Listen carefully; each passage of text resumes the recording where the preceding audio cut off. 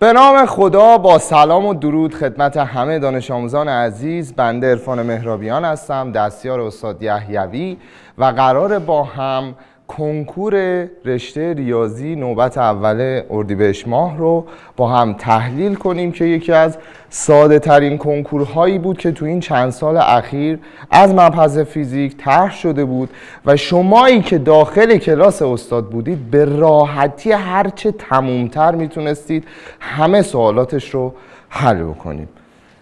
بریم سراغ تحلیل آزمونمون. نوبت اول اردیبهشت ماه. اولین سوال میگه در کدام واپاشی عدد جرمی تغییر میکند؟ خب بچه ها شما میدونید تنها واپاشی که عدد جرمی تغییر میکنه واپاشی ذره آلفاست و به همین راحتی جواب گزینید. سوال بعدی، آقا دو تا بار داده، خطوط میدان الکتریکی از بار مثبت خارج میشه و به بار منفی وارد میشه و تراکم سمت هر باری که بیشتر بود یعنی اندازه اون بار بیشتره چون میدانش قوی تره. پس بر این اساس الان Q1 ازش خارج شده پس بارش مثبته و Q2 بهش وارد شده پس بارش منفیه و اندازه کدوم بار بزرگتره؟ گفتم دیگه تراکم خطوط سمت Q1 بیشتره پس اندازه Q1 از Q2 بیشتر خواهد بود. پس جواب این تست میشه Q1 مثبت، پس این دوتا حذفن، Q2 منفی، آره Q2 منفیه و اندازه Q1 از Q2 بزرگتر، پس جواب این تست هم میشه گزینه 3. سوال بعدی میگه شکل زیر آهنربای تیغه‌ای را نشان میدهد. بچه ها شمایی که سر کلاس استاد بودید اصلا این داستان داره براتون، گم شو نرو گم شو نرو، اون داستانه چی بود؟ این همونه. خب در این حالت میگه شکل زیر آهنربای تیغه‌ای را نشان میدهد که از سیملوله دور میشود. در این حالت جریان الکتریکی القایی که از گالوانومتر میگذرد به کدام جهت است و در A و B به ترتیب در چه قطب‌های مغناطیسی ایجاد می شود؟ بچه ها این الان داره دور میشه. وقتی دور میشه یعنی شار داره کم میشه، یعنی ما باید چی کارش کنیم؟ باید تقویتش کنیم. برای تقویت نیاز داریم یک میدان همجهت بسازیم، یعنی این بشه S این بشه N. خب چجوری میدانم به دست می اومد؟ شستم در جهت جریان، خم 4 انگشت میدان. خب این که نیست قطعا، پس اینه. درسته؟ پس جهت جریان رو به پایین میفته روی سیملوله و از کی به کیه؟ از A به B. و خب الان B میشه S، A میشه N به همین راحتی. خب A و B به ترتیب A N B S. پس این دوتا حذفن و از کی به کیه؟ از A به B. گزینه 1. سوال بعدی، خدایی خندتون نمیگیری همچین سوالی میبینید؟ همش تو جزوه بوده. این یکی میگه 25 کیلووات ساعت معادل چند مگاژوله؟ خب این تبدیل واحده دیگه. 25 کیلووات ساعت، خب تبدیل کن، این 10 به توان 3، اینم 3600 که ضرب میکنید میشه 90 در 10 به توان 6 ژول. این چند مگاژوله؟ ببین چند تا 10 به توان 6 توشه، میشه 90 مگا ژول. یعنی پاسخ این تست هم میشه گزینه 2. سوال بعدی میگه از نقطه به ارتفاع H هر 2 ثانیه یک گلوله رها میشود. اگر در لحظه رها شدن گلوله سوم، میگه هر 2 ثانیه یک بار یک گلوله رها میشه. خب این سقوط آزاده دیگه، مختص بچهای ریاضی. یه سطح زمین در نظر بگیر. خب الان گلوله سوم رها بشه یعنی 2 تا گلوله دیگه در حال حرکتن. میگه وقتی سومی رها میشه گلوله اول به زمین میرسه. وقتی سومی رها میشه چند ثانیه گذشته؟ مگه 2 ثانیه نیست؟ خب پس یعنی گلوله اول الان 4 ثانیه گذشت، گلوله دوم 2 ثانیه گذشت تا گلوله سوم رها بشه دیگه. 2 ثانیه بعد از گلوله دوم. پس الان اینجا بازه زمانی که طی شده 2 ثانیه، اینجا هم 2 ثانیه. پس گلوله اول 4 ثانیه طی کرد بچه ها. حالا رابطه های مختلفی وجود داره ولی شما میتونی اصلا از طریق تصاعد بری بگی خب یه ثانیه 5 متر، ثانیه بعدی 15 متر، ثانیه بعدی 25 متر، ثانیه بعدی چقدر؟ 35 متر که کلا این ارتفاع اچ شما در میاد 5 و 15 20، 25 و 35 میشه 60 با 20 میشه 80 متر. پس کل ارتفاع من 80. حالا میگه وقتی به اینجا رسیده در این لحظه گلوله دوم از ارتفاع چند متری عبور میکند. خب حالا از ارتفاع چند متری رد میشه؟ این 2 ثانیه رد شده اومده اینجا دیگه، این گلوله دومه. خب رسیده به 20 متر اومده پایین، رسیده به ارتفاع چند متری؟ کلش 80. پس این ارتفاع که خاصه سوال من میشه 80 منهای 20 یعنی 60 متر و پاسخ میشه گزینه چون. سوال بعدی، متحرکی روی محور X از مبدأ محور با شتاب ثابت نیم متر بر مجذور ثانیه از حال سکون به حرکت در می آید. 3 ثانیه بعد متحرک دیگر روی محور X از همان نقطه و در همان جهت با شتاب ثابت 2 متر بر مجذور ثانیه از حال سکون به حرکت در می آید. در این حرکت چند ثانیه فاصله بین دو متحرک در حال کاهش است بچه‌ها؟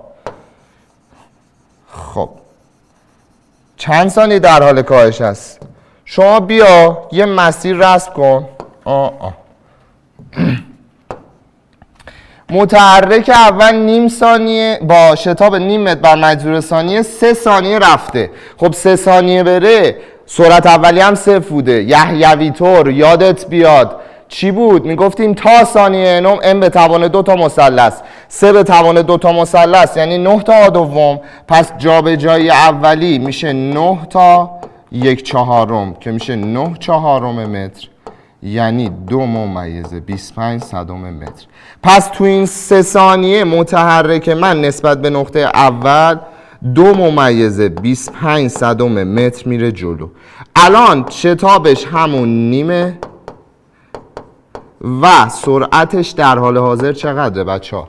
نیم تا 3 تا نیم تا دیگه، 3 تا نیم تا، 3 ثانیه رفته پس 3 تا شتاب بهش اضافه شده میشه 1.5 متر بر ثانیه. حالا متحرک دوم از این نقطه شروع میکنه حرکتش رو. متحرک دوم با شتاب ثابت 2 شروع میکنه حرکتش رو. سرعت اولیه‌اش هم 0 بچه ها. در این حرکت چند ثانیه فاصله بین دو متحرک در حال کاهش است؟ خب الان سرعت این از ایشون بیشتره. تا زمانی که سرعت این دوتا برابر بشه فاصله شون داره زیاد میشه.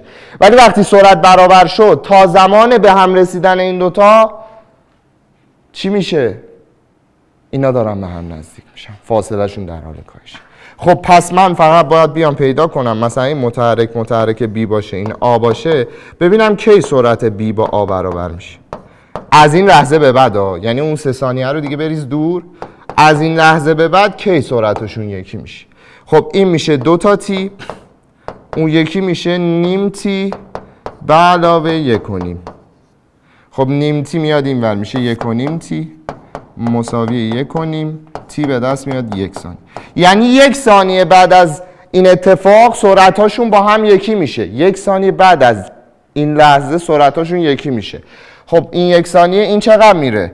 دوباره میام به دست میارم دیگه، میتونم دلتا ایکس بزنم که همین کارم میکنم. دلتا ایکس مساوی 1 دوم آتی 2، 1 دوم نیم میشه 1/4 تی 2. تیرم بذار 1 دیگه، تو این 1 ثانیه میخوام ببینم چقدر میره. 1 به علاوه وی صفر من 1.5 در 1 که این میشه 1.5 به علاوه 25 صدم میشه 1.75. پس از این لحظه به بعد ایشون 1.75 متر دیگه میره جلو. اوکی؟ خب عقبیه چقدر میاد جلو؟ اون با شتاب ثابت 2 و سرعت اولی. دوباره میتونم مثلث بزنم چون 1 ثانیه بعد سرعتش یکی میشه، 1 ثانیه بعد یه دونه مثلث آ دوم میره. پس یعنی نصف شتاب میره یعنی 1 متر. پس تو این 1 ثانیه این 1 متر اومد، اونم 1.75. این 2.25 عقب رفته بود، 1.75 هم الان رفت. میرسه به چقدر نسبت به نقطه اول؟ 1.75 با 2.25 میشه 4. پس الان این فاصله 4 از نقطه اول، این فاصله هم از نقطه اول 1 متره. یعنی الان که سرعتاشون یکی شده چی دارم؟ دارم این اتفاق رو که بی 1 متر اومد جلو، اونم که کلن 4 متر رفت جلو. اوکی، پس فاصله الانشون چقدره؟ 3 متره. خب 2 تا معادله می نویسم، یکی برای آ. تو این 1 ثانیه خب این شتابش همون 2 میمونه، ولی یه دونه شتاب به سرعتش اضافه میشه دیگه. پس الان سرعت ایشون یه دونه شتاب دیگه، یعنی 2 متر بر ثانیه. اینم مجذور ثانیه. این چطور؟ اینم خب 1 ثانیه رفت، پس دوباره یه نیم تا به سرعتش اضافه میشه، یعنی میشه 2. اصلا گفتیم باید سرعتشون یکی بشه دیگه. این سرعتش 2 متر بر ثانیه، شتابش 1/2 متر بر مجذور ثانیه. از این لحظه به بعد تا لحظه ای که این دوتا به هم برسن، یعنی مکاناشون یکی بشه، اینا در حال نزدیک شدن و کاهش فاصله هستن. پس x a رو برابر x b قرار میدیم. خب x a چیه؟ 1/2 آتی 2. و همیشه شما مبناتون اون پشتی هست دیگه. الان x صفر این میشه 3، x صفر این میشه 0 بچه ها، چون این عقب تره اینو 0 میگیریم. خب x a یعنی جلویی 1/2 t2 به علاوه وی صفرش. الان وی صفر من این سرعت میشه 2t به علاوه چقدر جلوتر؟ 3 تا مساوی است با اون یکی 1/2 2t2 میشه t2 به علاوه وی صفرش 2t، x صفرش هم 0. اوکی، از اینجا این میشه 1/4 t2، بعد این 1/4 t2 بره اون ور میشه 3/4 t2. این 2t با اون 2t کلا پر یه سهم میمونه اون سمت، 3 به 3 میخوره، t2 میشود 4، t میشه 2. یعنی 2 ثانیه بعد از این لحظه این دوتا به هم میرسن. خب پس 2 ثانیه فاصله شون داشته کم میشده و پاسخ میشه گزینه 1. سوال بعدی که میگم همه اینا رو دیدید بچه دیگه، این ساده تر از این دارید؟ یه مکان زمان بده، شیب به دست بیاری، سرعت به دست بیاری، مکان اولیه رو داری، حالا هر چی بخواد دیگه راحت به دست میاد دیگه. میگه نمودار مکان زمان متحرک A مطابق شکل است، متحرک B که با شتاب ثابت روی محور X حرکت میکند در لحظه t مساوی 0 با سرعت 12 آی از مبدأ محور میگذرد. حالا میگه اگر متحرک B در لحظه 4 پس V B اگر متحرک B در لحظه 4 به متحرک A برسد، یعنی مکان B تو لحظه 4 با مکان A تو لحظه 4 یکیه، چون به هم رسیدن. خب شیب A چیه بچه ها؟ تغییرات قائم به تغییرات افق که چند تاست؟ 6 تا تو 3 تا میشه 2. اوکی، و معادله A چی میشه؟ میشه 20 به علاوه 2t. خب x a تو لحظه 4 چی میشه که شده x b؟ میشه 4 در 2 8 به علاوه 20 میشه 28. این برابر است با x b. x b معادله شتاب داره، شتابش رو ندارم و دقیقا شتابش رو میخوام. میشه 1/2 آی b در t به توان 2 تو لحظه 4 دیگه به توان 2 16 به علاوه 4 تا v صفر v صفرش هم گفته 12 و تمام. از مبدأ هم میگذره، پس x صفر هم نداره. خب اینو حل کن دیگه. این به این میخوره 8، این در این میشه 48، بیاد این ور میشه منهای 20 مساوی است با 8 آی بی. آی بی من به دست میاد منفی 2.5 آی متر بر مجذور ثانیه. تنها سوالاتی که یه خورده اذیت میکرد همین دوتا بودن، الباقی خیلی راحته. سوال بعدی، معادله سرعت زمان متحرکی در اس آی به این صورته. شتاب متوسط آن در 2 ثانیه دوم. 2 تا راه حل داری. یک یحیوی طور، آقا درجه 2، این واسه شتاب متوسط هم صادقه. وقتی سرعت درجه 2 پس شتاب درجه 1 میتونی شتاب لحظه وسط به دست بیاری، یا همین که بگی شتاب متوسط دلتا وی به روی دلتا تی. خب من از این یک مشتق میگیرم میشود 6 تی. شتاب متوسط در 2 ثانیه دوم یعنی از 2 تا 4. لحظه وسط چی میشه؟ تی وسط اینا میشه 3. خب 3 رو بده تو اون معادله. شتاب متوسط بین 2 تا 4 هم میشه شتاب 2 به علاوه شتاب 4 تقسیم بر 2 هم میشه شتاب لحظه وسط یعنی 3. 3 6 تا 18 جواب 3 سود گزینه 1. حالا یا اینکه 2 رو بدم تو این معادله میشه 12. 4 رو بدم 24. 24 و 12 میشه 38 تقسیم بر 24 رو میشه 36 تقسیم بر 2 میشه 18. بازم همون میشه. یا همین که حتی دلتا وی به دست بیارم به دلتا تی که جواب میگم همون. سوال بعدی. روی سطح افقی بدون اصطکاک جسمی به جرم 800 گرم با تندی 5 متر بر ثانیه به سمت غرب یعنی سمت چپ در حرکت است.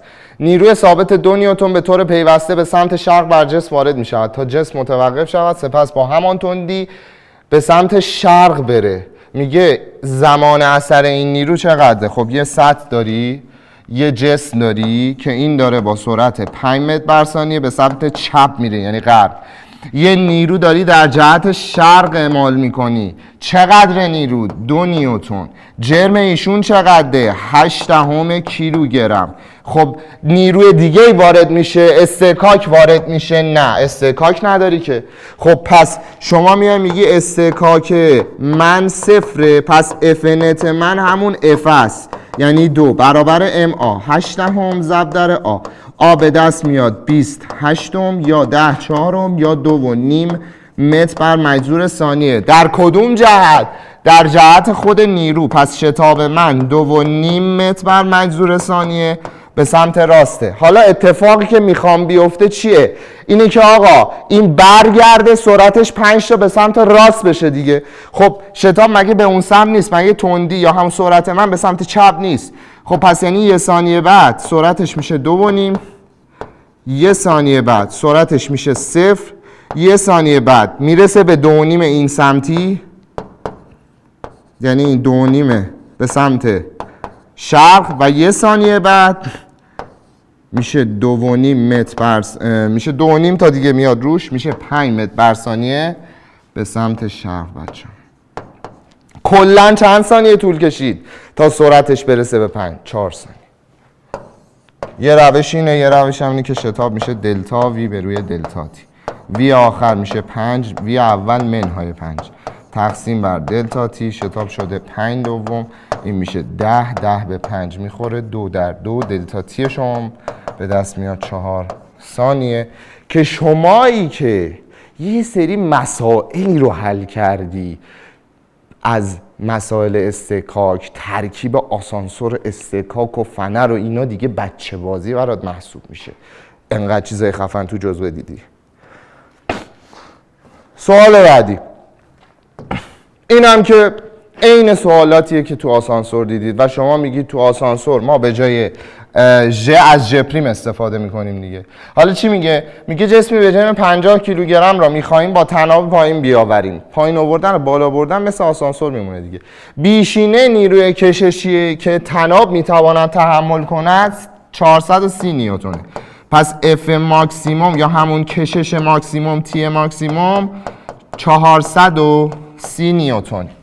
جسم در راستای قائم با شتاب چند متر بر مربع ثانیه پایین بیاوریم تا تناب در آستانه پاره شدن. یعنی میخوام نیروی ام ژ پریمم بشه تی ماکسم.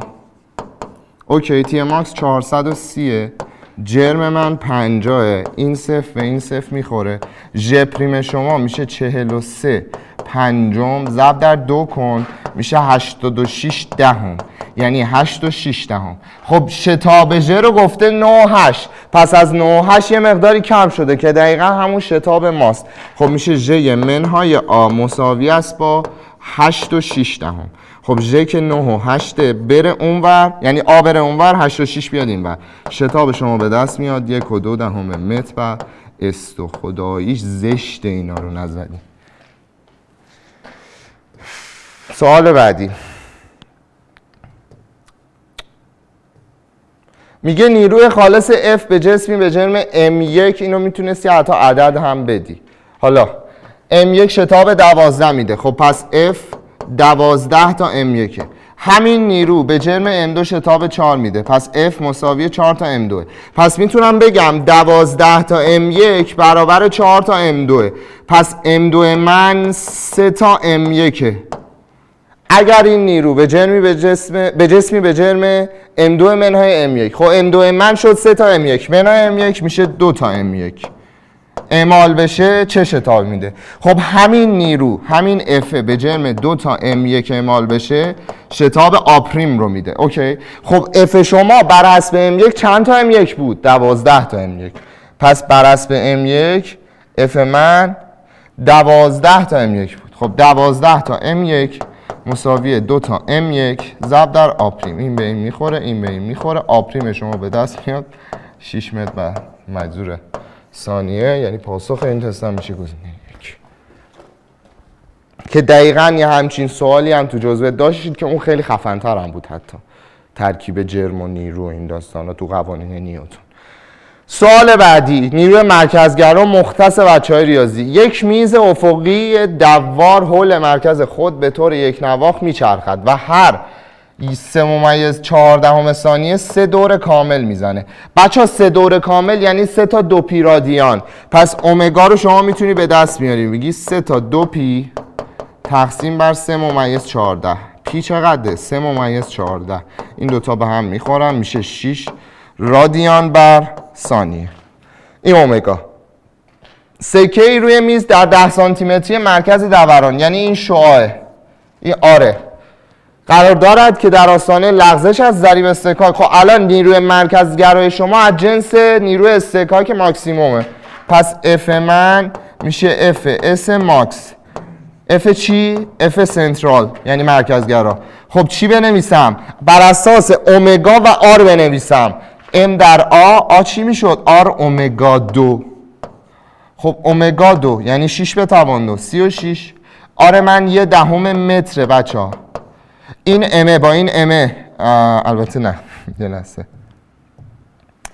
این میشه درسته. خب حالا FS ماکس چی میشد؟ من نمیشد موی S در N چیه؟ MJ هست دیگه. از اینجا این امه با این امه میره J 10 و موی S به راحتی به دست میاد. 36 در 1/10 میشه 36 دهم مساوی است با 10 تا موی S. این 10 بره زیرش به راحتی هر چه تمامتر. فقط شما با برابر قرار دادن یک معادله به جواب 2 یعنی 36 صدم میرسید. سوال بعدی میگه که جرم و نیروی کشش دو تار مسی، خب پس جنساشون یکیه، جرماشون هم یکیه، نیروی کشش هاشون هم یکیه. پس F آی من با F بی من یکیه، چگالی آی من با چگالی بی من یکیه و جرم آی من با جرم بی من هم یکیه. و سطح مقطع تار آی 4 تا سطح مقطع تار بیه. اوکی؟ اگر تندی انتشار موج ارضی در تار A وی A رو به من داده چقدر؟ 100 متر بر ثانیه باشه، وی بی رو از من میخواد. خب وی انتشار روابطی داشت. من الان بر اساس کدوم رابطه بنویسم؟ F روی رو آ. چرا؟ چون رو دارم، F رو دارم، آرم دارم دیگه. پس وی میشه F به روی رو در آ. قبوله؟ خب F و رو که ثابته، پس این جفتش میشه یک نسبتش. حالا هر کدوم به هر کدوم رو نویسم. ولی اگر آ رو نگاه کنم، آی آ 4 برابر آی بیه. پس آ چند برابر شده؟ 4 برابر. پس وی چند برابر میشه؟ این زیر رادیکاله و توی مخرج، پس وی شما میشه 1/2 برابر، جذرش میشه. پس وی کی به کی؟ این الان مختص آ بود دیگه. پس وی آ 1/2 وی بیه دیگه. خب وی آ چنده بچه ها؟ 100. تو این دوه ضرب میشه، وی بی به دست میاد 200 متر بر ثانیه که بازم مشابهش رو تو جزوه داشتید، همش بوده. سوال بعدی میگه اگر کهکشانی به ما نزدیک شود، این اثر دوپلر در امواج الکترومغناطیسه بچه ها. وقتی به شما نزدیک میشه، طول موج جلویش نسبت به طول موج عقبیش کمتره. پس اگر نور مرئی ببینید شما نور مرئی رو میبینید با طول موج کمتر. خب تندیش فقط به محیط ربط داره، اصلا بستگی نداره به این داستان. پس چی زیاد میشه؟ گفته کدام مشخصش زیاد میشه و وقتی نزدیک میشه مثل اثر دوپلر در صوت که میگیم آقا فرکانس شنیده شده نسبت به تولید شده بیشتره. خب اینجا هم فرکانس نور تولیدی از فرکانس نور دیده شده بیشتره، یعنی انرژیش بیشتره. پس جواب میشه گزینه چهار. گفته چه چیزی افزایش می‌یابد؟ میشه بس آمد گزینه چهار. سوال بعدی میگه فنری را از یک نقطه آویزان میکنیم. دیگه اینا رو شما حتی ذهنی باید حل کنید، چون تکنیکی رو یاد گرفتید که سه سود میتونستید اینا رو ساده کنید و به جواب برسید. حالا کاری ندارم. الان میگه یک فنر رو به یک وزنه 200 گرمی وزن میکنیم، طولش 2.5 سانت افزایش میده. پس دلتا ال من میشه 5/2 سانتی متر، یا بگم 5/2 در 10 به توان منفی 2 متر. اف فنر چی میشه؟ میشه کا دلتا ال. قبوله؟ اف فنر من چند نیوتونه؟ مگه این آویزون نیست؟ پس برابر همون نیروی وزن منه دیگه. یعنی این فنر اومده به یک جسمی به جرم 200 گرم آویزون شده. خب این W که میشه mg برابر است با نیروی فنر. از اینجا کای من به دست میاد. کا ضرب در 5/2 10 به توان منفی 2 برابر است با mg. جرم من 0.2 کیلوگرم، ژ 10. این به این میخوره، کا به دست میاد 4/5 در 100. 100 به 5 میشه 20 در 4 میشه 80 نیوتن بر متر. حالا چی میخواد؟ گفته حالا این فنر رو میاد یه کار دیگه میکنه. اگر این وزن را در راستای قائم با دامنه 2 سانتی متر، یعنی یهو رفت تو نوسان، خب پس دامنه حرکت شما 2 سانتی متره. اومگای فنر چی میشد بچه ها؟ رادیکال کا امم. حالا یه لحظه نگه دار. بیشینه انرژی جنبشی آن. خب شما میتونی بری کای ماکسیموم به دست بیاری، ولی کسی که زرنگه ببین، خب من میرم اومگا رو به دست میارم. اومگا میشه سرعت بیشینه، بعد جرمو دارم 1/2 ام وی ماکس به توان 2 و تمام. کسی که زرنگه میگه توی فنر من میدونم رابطه بود 1/2 کا2. پس ای فنر میشه 1/2 کای فنر، کای فنر در آ به توان 2. 1/2 کا شد 80. دامنه خودش گفته دیگه 2 سانتی. ببین آخه همه رو داده. 2 به توان 2 میشه 4. 10 به توان منفی 4. بعد گفته چند میلی ژوله. پس ببین چند تا 10 به توان منفی 3 داخل این هست. این به این با این صفر کلا میره. 8 به 2 4 4 4 تا 16 میلی ژول. یعنی پاسخ این تست هم میشه گزینه 2 و همین راحتی. سوال بعدی که مجددا عین این سوال توی جزوتون بوده و اصلا مثال آموزشی خود کتاب درسیه. میگه شکل زی جبهه‌های موج روی آب را نشان میداد که از ناحیه A وارد ناحیه B میشوند. فاصله جبهه‌ها رو نگاه. این میشه لاندای A، این میشه لاندای B. خب لاندای B کمتر از لاندای A، پس سرعتش هم کمتر از آه. و ما نتیجه میگرفتیم، میگفتیم هر جا طول موج بیشتر باشه سرعت بیشتر باشه، یعنی قسمت عمیق تری هستیم بچه ها. پس عمق آ از عمق B بیشتره. حالا چی میگه؟ میگه به ترتیب تندی انتشار موج و عمق آب در کدام ناحیه بیشتره؟ تندی تو آ، عمق هم تو آ. پس هر دو میشه آ، یعنی گزینه است. سوال بعدی مثلا محاسبات نمیبینم. میگه پرتو نوری شامل نورهای آبی و قرمز مطابق شکل بر تیغه شیشه‌ای متوازی و سطوح میتابد. چند بار از این مدل سوالات که حتی اونجا خیلی پیشرفته تر، یعنی شما زاویه باید به دست می آوردید، باید محاسبات انجام میدادید توی جزوه دارید و دیدید دیگه. اینا که کاری نداره. بر تیغه شیشه متوازی و سطوح میتابد، نوری که از طرف دیگر شیشه خارج میشود چگونه است؟ خب بچه ها یه قسمتش آبیه یه قسمتش قرمزه. آبی فرکانسش بیشتره پس انحرافش بیشتره، یعنی این آبیه میاد اینجا، قرمزه کمتر شکسته میشه. ولی در نهایت هر دوشون در ادامه مشابه همون زاویه‌ای که وارد شدن خارج میشن، چون این هوا این هم هوا دیگه. پس یعنی این زاویه میشه آی، این زاویه هم میشه آی، ولی نسبت به امتداد پرتو اینا منحرف شدن و انحراف آبی بیشتر از بیه. چرا؟ چون فرکانسش انحراف آبی بیشتر از قرمزه. چرا؟ چون فرکانسش بیشتره، پس ضریب شکست برای آبی بیشتره.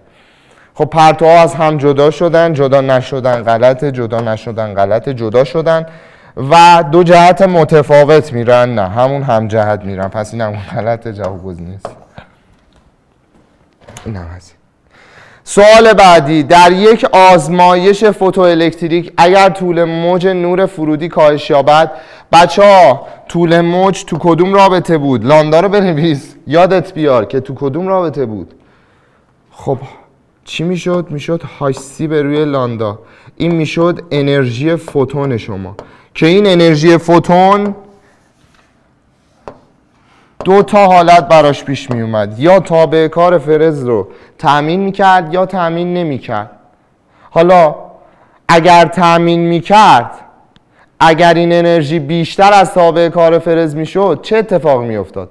بیشینه انرژی جنبشی فوتوالکترون ها میرفت بالا و یعنی تعداد فوتوالکترون ها به تعداد این فوتون ها ربط داره. پس قطعا این نیست. وقتی لاندا رو تغییر میدی هیچ ربطی به تعداد نداره، تعداد اون انیه که در پشت این ضرب میشه. تابع کار به جنس فلز ربط داشت، چه ربطی داره؟ بسامد آستانه مگه نمیشد هاش اف او، این میشد انرژی فوتون. اگر این برابر دبلیو صفر میشد میگفتیم بسامد آستانه میشه دبلیو صفر روی چی بچه ها؟ هاش. الان لاندا چه ربطی به اف او داره اصلا؟ پس این هم نیست. قطعا بدونید جواب یکه. حالا چرا؟ شما لاندا رو کم کن، قبول داری کل کسرت زیاد میشه، پس انرژی فوتونت میره بالا. حالا این انرژی فوتون که حالا اسمشو میتونم همون های سی لاندا، های سی به روی لاندا بنویسم، چی میشد؟ میشد دبلیو صفر و علاوه کای ماکسیموم. خب این که ثابته، این اگر بره بالا پس این زیاد میشه. ولی به نظر من تو این سوال باید میگفت که این طول موج فرودی میتونه این پدیده رو رخ بده. حالا شما میای کمش میکنی، وقتی کمش میکنی پس انرژی جنبشی فوتوالکترونات میره بالا. تک به تک اینا رو استاد سر جلسه سر کلاس توضیح داده، تک به تک اومده ریز به ریز. نظریه بور رو گفته، نظریه رادرفورد رو گفتن، نظریه همه نظریه ها رو توضیح دادن دیگه، تامسون رو گفتن، همه دلیل های رد شدن این نظریه ها رو توضیح دادن. اینا واقعا بچه بازی محسوب میشه برای شما. خب چی میگه؟ میگه که مدل اتمی بور کدام موارد را نمیتواند توضیح دهد و در تحلیل آنها ناتوان است. محاسبه انرژی یونش، اینو که میتونه اساسا حلایه انرژی یونشش رو میگفت دیگه، پس اینو میتونه. این گفته کدوم نمیتونه. متفاوت بودن شدت خطهای طیف گسیلی اتم هیدروژن، دقیقاً اینو نمیتونست توجیه کنه بچه‌ها. و کلاً هم واسه اتم های تک الکترونه تعریف شده بود، پس حالتی که بیش از یک الکترون به دور هسته است رو نمیتونست توجیه کنه، پس میشه موارد ب و ج گزینه 2. طیف های جذبی گاز هیدروژن اتمی رو میتونست توجیه کنه دیگه، انرژیاش اصلا گسسته بود، یعنی میومد طیف های بخار عناصر رو توجیه میکرد و جواب میشه گزینه. سوال بعدی میگه پس از گذشت 8 ساعت تعداد اساهای پرتوزهای یک نمونه به 1/16 تعداد موجود میرسه. پس ام باقی مانده من چقدر شده بچه ها؟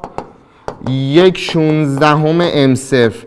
این یعنی 1 بر روی 2 به توان 4 تا M0، یعنی تعداد نیمه عمر شما 4 تا بوده. خب 8 ساعت رفته 4 تا نیمه عمر، یعنی 4 تا نیمه عمر شده 8 ساعت. پس نیمه عمر شما میشه چند ساعت؟ میشه 2 ساعت. حالا میگه نیمه عمر گزینه 4 نیمه عمر 2 ساعت. سوال بعدی میگه که مطابق شکل زیر 3 بار الکتریک نقطه‌ای یکسان در رأس مربع قرار دارن. بزرگی نیروی الکتریک خالص که بر Q2 وارد میشه چند برابر بزرگی نیرویی است که Q1 بر Q3 وارد میکنه. بچه‌ها این مربع دیگه، یعنی این اینم آ رادیکال 2. خب پس من اول یه F1 رو حساب بکنم، میشه کا. اندازه بارها یکیه، گفته یکسانن بچه‌ها. خب پس اینو میگیرم Q، اینم میشه Q، اینم میشه Q. پس میشه کا در Q به توان 2 فاصلش آ رادیکال 2 به توان 2 میشه 2 تا A2. این شد F1. حالا ایشون رو دفع میکنه رو به بالا یه F، ایشون رو دفع میکنه رو به چپ یه F. قبول داری F برابر بارا یکیه، فاصله هم یکیه. پس اندازه این نیروی برآیند میشه چی بچه‌ها؟ F رادیکال 2.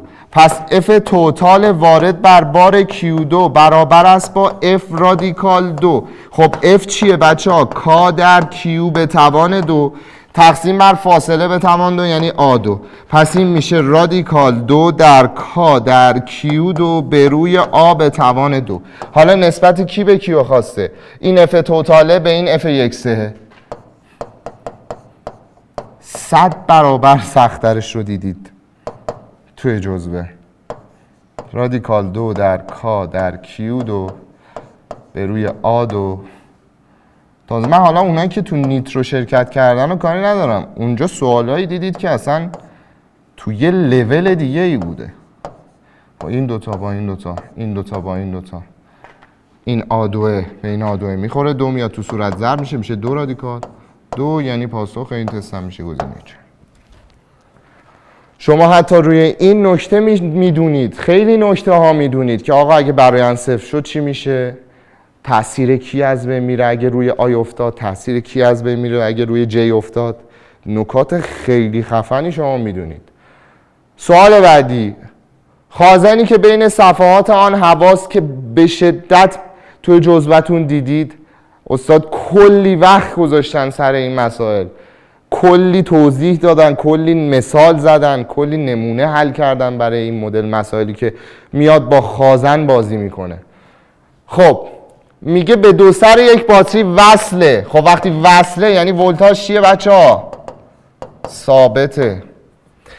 حالا میگه اگر با ماده‌ای با ثابت دی‌الکتریک 3 فضای بین دو صفحه را پر کنیم، انرژی خازن و میدان الکتریکی بین دو صفحه به ترتیب چند برابر میشود؟ بچه‌ها انرژی میشه 1/2 CV2 Q2 به روی 2C و 1/2 QV. چرا من CV2 رو میرم؟ چون ولتاژم ثابت. حالا میرم سراغ خود ظرفیت. ساختارش چی میشد؟ میشد کا اپسیلون 0 آ به روی دی. الان کای شما از هوا شده یک کایی با ضریب دی الکتریک 3. پس این چند برابر شد؟ 3 برابر. پس ظرفیت من چند برابر میشه؟ 3 برابر. حالا تو این رابطه ولتاژ مگه ثابت نیست؟ گفتیم وصله به باتری دیگه، پس ثابته. پس اگر ظرفیت من 3 برابر شود، میفهمم انرژیم 3 برابر شده. این انرژی. و در مورد میدان مگه نمیشه ولتاژ به روی فاصله بین صفحات؟ این تغییر کرد؟ نه. ولتاژ تغییر کرد؟ نه. پس میدان تغییر میکنه؟ نه. همشون یه برابر. پس پاسخ این تست میشه 3 و 1، یعنی انرژی 3 برابر، میدان 1 برابر. سوال بعدی میگه در مدار شکل زیر توان ورودی باتری 2. چرا میگه باتری 2 توان ورودیش؟ چون که این باتری شارژ شونده است، این باتری شارژ کننده است، یعنی همه چی رو میگیره مصرف میکنه، چیزی اتلاف نمیکنه، همه رو مصرف میکنه. میگه چند برابره؟ توان خروجی باتری 1 که هم توی نیترو دیدید، هم توی جزوه دیدید، بارها و بارها. پی 2 چند برابره پی 1؟ بریم حساب بکنیم. ابتدا شما باید جریان رو به دست بیارید. محرک یا شارژ کننده 18 منهای 6 میشه 12. 2 و 1 3 با 3 6 جریان به دست میاد 2 آمپر. حالا توان توی باتری شارژ شونده یعنی 2 میشه اپسیلون آی به علاوه آرای 2، چون ناکن جریان از مثبت این خارج میشه و به مثبت ایشون وارد میشه. پس میشه اپسیلون آی به علاوه آرای 2. خب 6 جریان 2 به علاوه آر 2 جریان 2 به توان 2 4 تقسیم بر اون یکی اپسیلون آی منهای آرای 2 18 ضرب در 2 منهای آر 1 جریان 2 به توان 2 4 این میشه 4. این میشه 36 منهای 4 میشه 32. این یکی میشه 8. این میشه 12 با 8 میشه 20 به روی 32 به 4 بزن میشه 5 به 4 میشه 8. 5 هشتم پاسخ گزینه 2. سوال بعدی. جنس و دمای دو سیم استوانه‌ای آ و بی یکسانه. وقتی جنسش یکسانه یعنی مقاومت ویژه آ با مقاومت ویژه بی یکیه. جنساشون که یکیه و دماهاشون هم یکیه. اوکی. اگر طول سیم آ ال آ 2 برابر طول سیم بی باشد و جرم آن ام آ نصف جرم بی باشد. خب جرم چیه؟ چگالی در حجم. این 1/2 چگالی بی در حجم بیه. جنس ها مگه یکی نیست؟ پس چگالی ها هم یکسانه. خب حجم میشه مساحت آ طول آ شده 1/2 مساحت بی طول بی. قبول؟ میگی خب طول آ 2 برابر طول بیه، پس این 2 تا ال بیه، این به این میخوره، این 2 هم توش ضرب میشه. آی بی شما میشه چقدر؟ میشه 4 تا آی آ. حالا چی میخواد؟ گفته مقاومت الکتریکی آ چند برابر مقاومت الکتریکی بیه. رو ال آ، یعنی بگم روی آ روی بی، این که یکه، ال آ ال بی آی بی آی آ، اینو به دست بیارم. ال آ به ال بی 2 تا، آی بی به آی آ 4 تا. چرا آی بی به آی آ؟ چون با مساحت نسبت عکس داشت مقاومت. پس 2 4 تا میشه 8 تا، یعنی پاسخ میشه 3. اینم هست. سوال بعدی میگه در شکل زیر اختلاف پتانسیل الکتریکی دو سر مقاومت 12 اوهمی چند برابره؟ ویه. یعنی واقعا اصلا خندم میگیره چنین سوالی رو میبینم. شما که بازی با ایکس رو بلدید، گنده یابی رو بلدید، میرید 3 سود تقسیم جریان میکنید، وی میشه آر آی جاگذاری میکنید، به دست میاد دیگه. این چه مسخره بازی آخه. 12 اوهمی چند برابر وی 2 سر 6 اوهمیه. خب آر آی بیا اینجا تقسیم کن. این چند تا ایکس میگیره، این چند تا ایکس میگیره، این گنده هست ایکس میگیره، این 4 ایکس میگیره. پس کلا جریان کل شما میشه 5 ایکس. خب حالا وی میشه آر آی دیگه، 12 ضرب در جریانش 5 ایکس. این یکی میشه نسبت به 12 اوهمی رو میخواد، 12 به 6 اوهمی ببخشید، میشه 6 ضرب در جریانش یعنی 4 ایکس. ایکس به ایکس میره، 6 به 12 میشه 2، 2 در 5 میشه 10، 2 به 4 هم میخوره میشه 2، میشه 5 دوم، یعنی گزینه 2. این هست.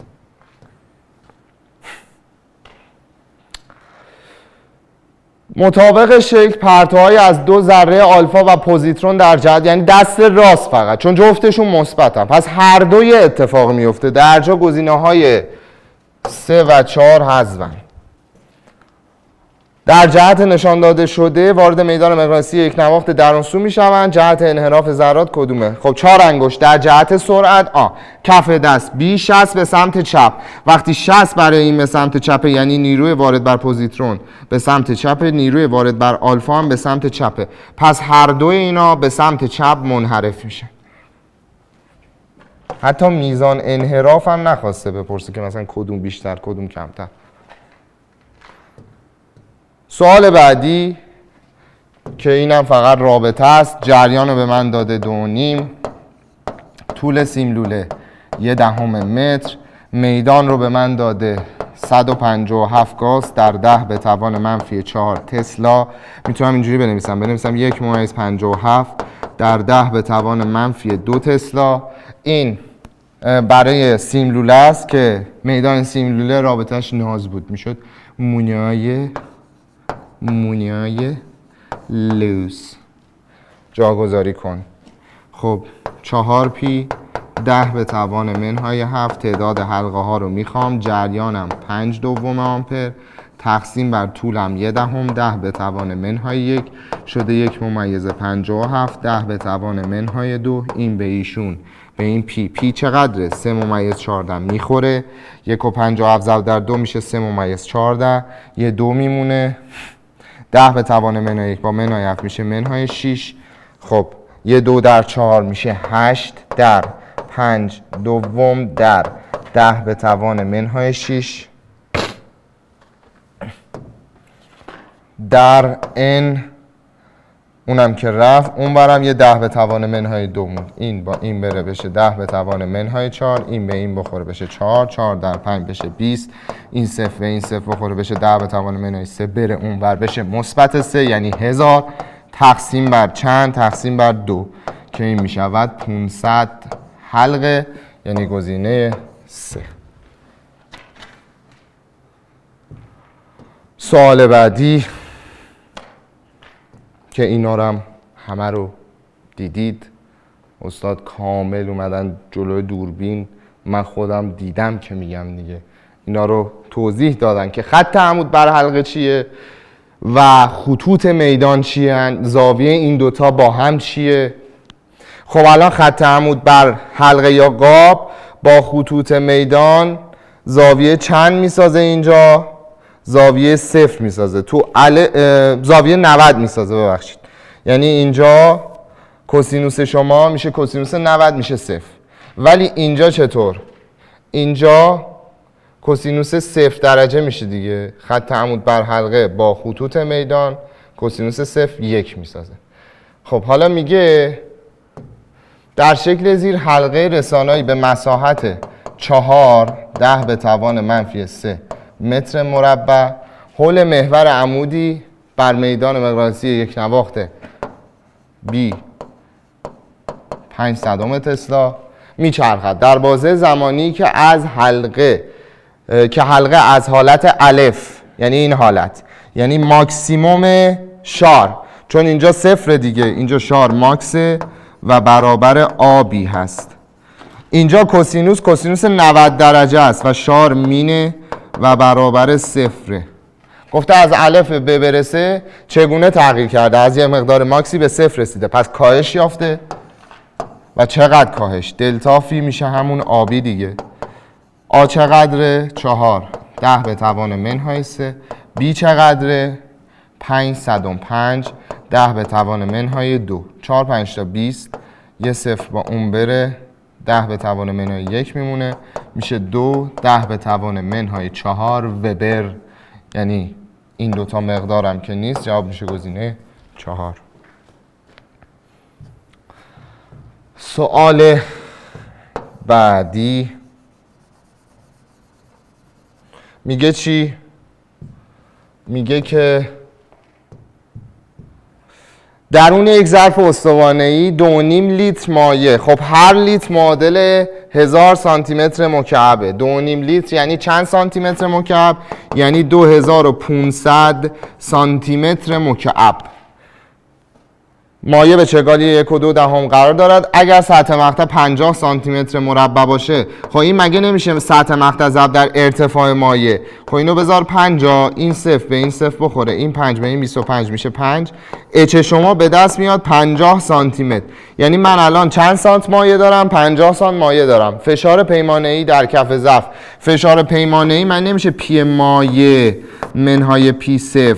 خب این میشد رو ژ هاش چی بچه‌ها؟ مایع.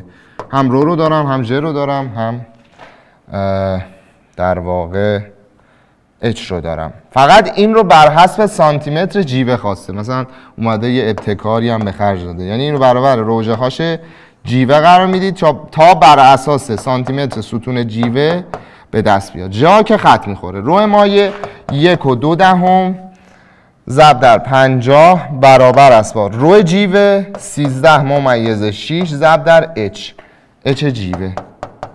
از اینجا این به این ممیز بخوره میشه 12 در 5 میشه 60. پس اچ جیوه من میشه 60 تقسیم بر 13 ممیز 6 تقریبا برابر 4.4 سانتی متر. یعنی پاسخ این تست میشه گزینه 2 که بارها تبدیل سانتی متر ستون جیوه به سانتی متر ستون مایه های مختلف یا برعکسش رو دیدید. همیشه میگفتیم اصلا نکته داشتیم تو جزوه، بارها دیدید و نکته هست تو جزوهتون که آقا هر موقع سانتی متر ستون جیوه خواست همه رو تبدیل به جیوه کن. این یکی سوال میگه در شکل زیر درون لوله یوشک مقداری جیوه قرار دارد. در یکی از شاخه ها روی جیوه به ارتفاع 17 سانتی متر مایعی به چگالی 2 میریزیم. در شاخه مقابل سطح جیوه نسبت به موقعیت اول چند سانتی متر بالا می آید؟ بچه ها شما یه سمت 17 سانتی متر مایع ریختی، باعث شده جیوه یه خورده از سمت چپ بیاد پایین، همون مقداری که اومده پایین از اون ور بره بالا. ببین الان سطح اولیته، این ور ایکس ها میاد پایین، این ور ایکس ها میره بالا. چون سطح مقطع در دو طرف لوله یکسانه دیگه، حجم مایع جابجا شده با هم برابره بچه ها.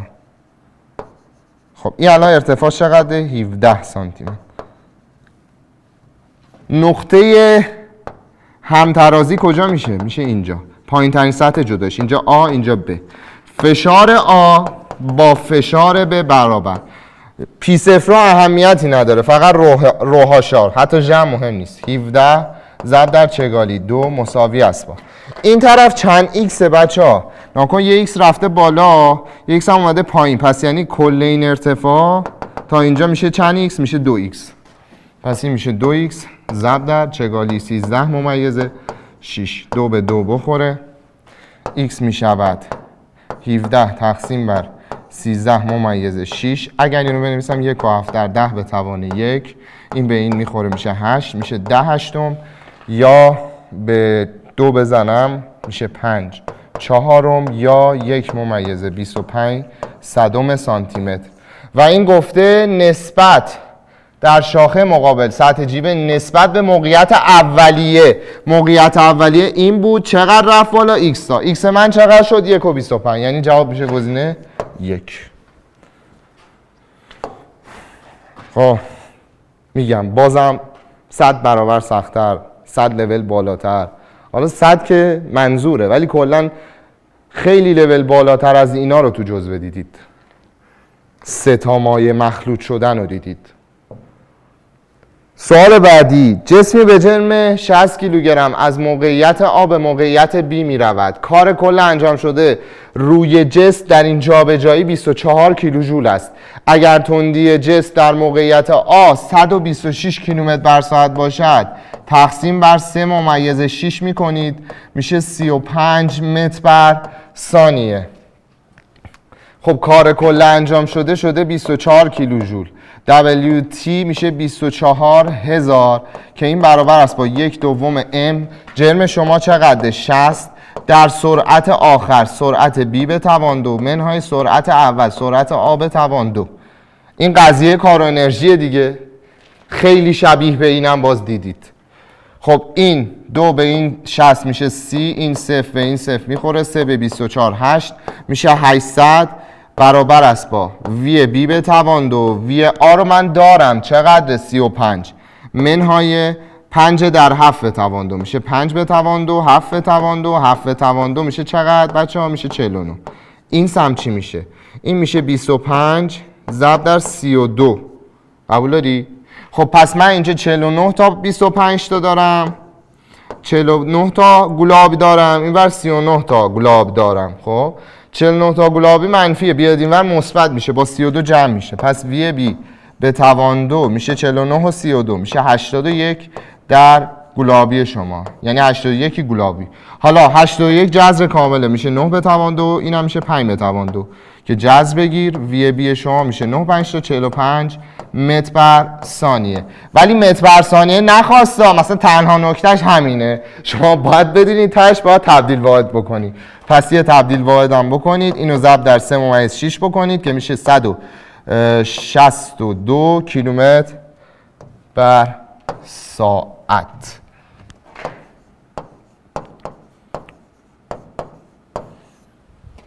یعنی گزینه 4. سوال بعدی میگه پدری با پسرش میدود، جرم پدر 2 برابر جرم پسره. من آ رو میگیرم پدر، بی رو میگیرم پسر. تعریف کردم یعنی ام پدر یعنی ام آ، جرم پدر 2 برابر ام بیه. این است. بعد میگه ولی انرژی جنبشی اون نصفه. خب پس یعنی کای آ 1/2 کای بیه. کا چیه؟ 1/2 ام آ. ام آ چند تا ام بیه؟ 2 تا ام بیه ضرب در وی آ به توان 2 برابر است با 1/2 ام بی ضرب در وی بی به توان 2. از جا ام بی با ام بی میره، این 2 با این 2 میره و خب این خودش هم یه 1/2 داشت دیگه. 1/2 ام بی 2. 2 در 2 میشه 4 تو این ضرب میشه. پس وی بی به توان 2 میشه 4 تا وی آ به توان 2 و از وی بی میشه 2 تا وی آ. پس یعنی تندی پسر 2 برابر تندی پدر بوده. خب من سرعت پدر رو میگیرم وی، پس وی بی میشه 2 تا وی. قبوله؟ حالا میگه اگر پدر 2 متر بر ثانیه بر تندی خود اضافه کند، انرژی جنبشی آنها برابر می شود. پس تو حالت دوم این حالت 1 بود.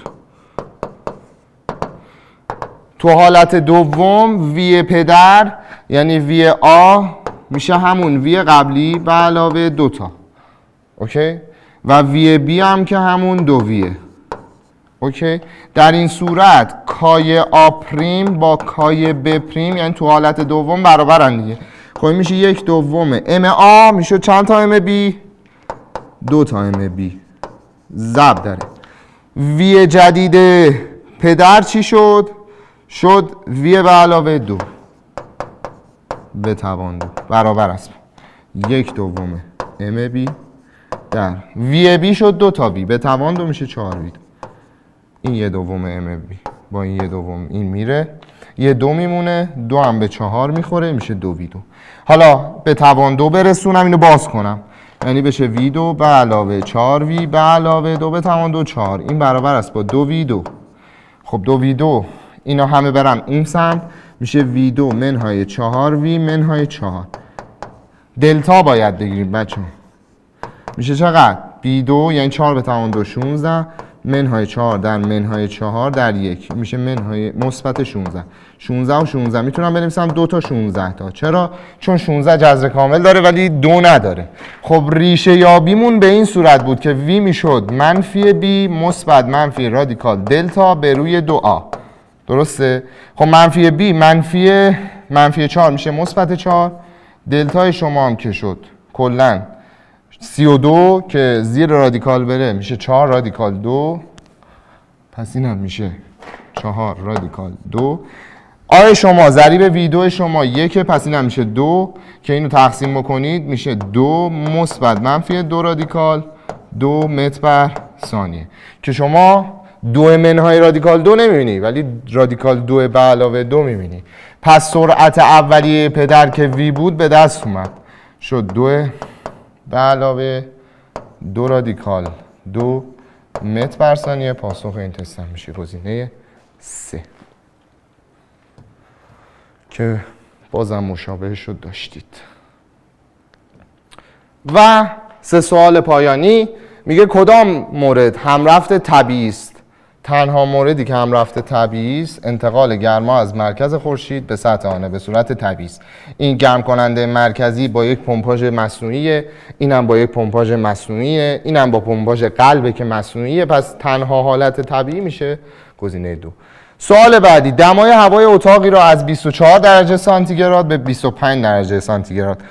بچه مهندسا شما باید SI کار کنید، شما ترمو دارید، یعنی اینو باید کلوین برید. پس این T1 میشه چی؟ 273 به علاوه 24، 4 و 3 میشه 7، 2 7 میشه 9، میشه 297 کلوین. این یکی T2 میشه 273 به علاوه 25 میشه 298 کلوین. اوکی. خب رابطه یا معادله حالت گاز ایدئال چی بود؟ PV مساوی nRT. قبول؟ خب از اینجا R میدونم ثابته، یعنی PV به روی NT ثابته. حالا گفته چه کسری از مولکول ها، یعنی تعداد مولکول ها، مولکول های هوا خارج شود تا فشار هوای اتاق تغییر نکند، یعنی P ثابت بمونه. بعد حجم اتاق عوض میشه، مثلا اتاق جمع و باز میشه، نه. پس حجم شما هم ثابته بچه ها. پس نتیجه میگیرم ضرب NT هم باید ثابت باشه، یعنی ضرب تعداد مول، حالا یا مولکول در دمای اولیه میشه تعداد مولکول در حالت دوم در دمای حالت دوم. دمای حالت دوم شد 298، دمای حالت اول شد 297.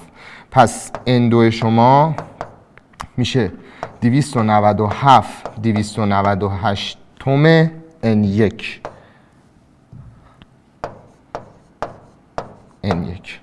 خب پس چه کسری ازش کم شد؟ این اول 298 تومه N1 بوده دیگه، الان 298 کم شده، دلتا N شده منفی 298 N1. انقدر کسر از مولکول های هوا خارج شد.